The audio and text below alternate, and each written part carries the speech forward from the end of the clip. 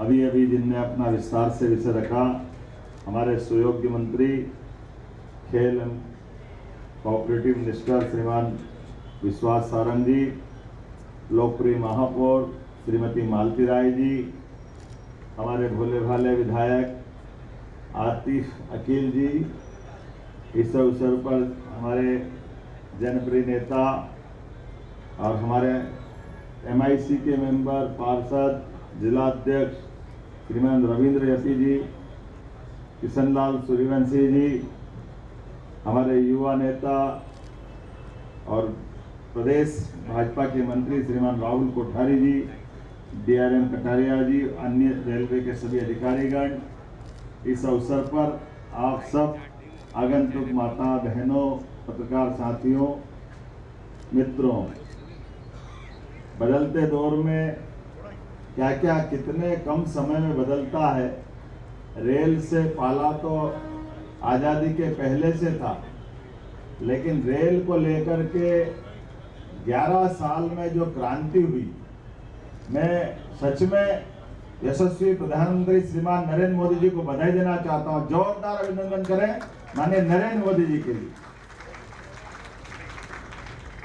Rail के मामले में एक तरह से जबरदस्त बदलाव आया है, और बदलाव भी किस प्रकार का आया है।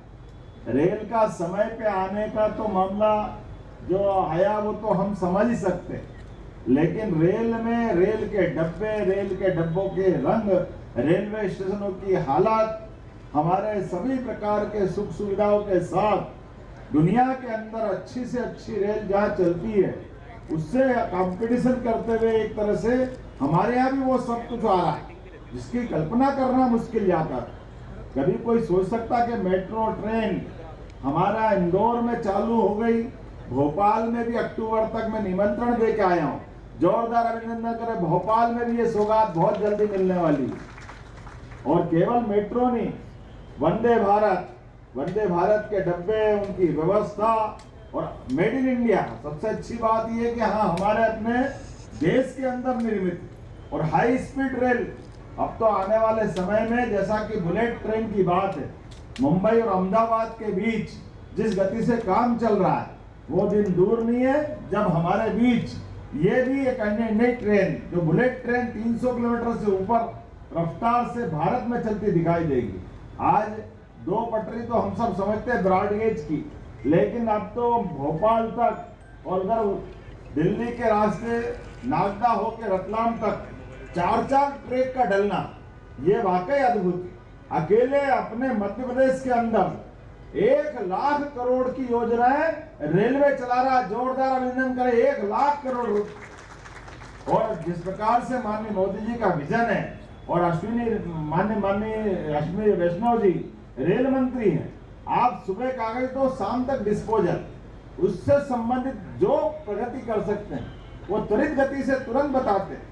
एक नहीं, दो नहीं, ऐसी लगातार कई सारी बातें आज बदलते दौर में जिस प्रकार से दिख रही है, वाकई वो अद्भुत है। और एक बड़ी बात, हमारी भी सरकार ने माननीय प्रधानमंत्री जी के आशीर्वाद से इसी भोपाल में रायसेन जिले के उमरिया गांव में 2 महीने के अंदर यहाँ रेल के डब्बे बनाने का बड़ा कारखाने का भी भूमि पूजन होने वाला है। जोरदार अभिनंदन करें। हमारे पूरे देश में, देश से और विदेश में भी सभी प्रकार के कोच बनाने के लिए मध्य प्रदेश की धरती पर वो एक नया, पहले तो भेल का बड़ा कारखाना था, ऐसे भेल की तुलना का एक बड़ा कारखाना अपने यहाँ बनेगा, जिसके आधार पर जैसे कि हमने अपने इस 2025 के वर्ष के प्रारंभ से ही इसके बारे में कहा था कि यह उद्योग और रोजगार वर्ष के रूप में हम मनाने वाले। इसी फरवरी में माननीय प्रधानमंत्री जी ने इसी भोपाल में आकर के वो हमको अमूल्य मौका दिया, जिसको आजादी के बाद पहली बार कोई प्रधानमंत्री पूरी रात भोपाल रुके हैं। यह हमारा सौभाग्य की बात थी।